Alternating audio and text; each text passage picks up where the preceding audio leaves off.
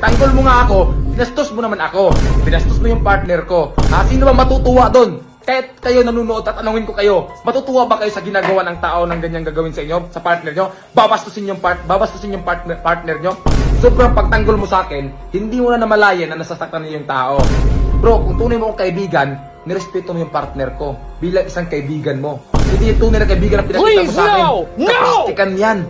Sobrang laki ng mata mo, ganun din kalaki ang utak mo. Real talk yan. Right ko to na magsalita dahil syempre, partner ko si Cherry. Masaya ako doon, tinanggol mo ako. Pero ngayon bro, mali na ginagawa mo. Pinagtanggol mo nga ako, binastos mo naman ako. Binastos mo yung partner ko. Ilong bitapang ay mukbang lang yun naman Cherry White. Si pag-yaw-yaw, pag mukbang lang.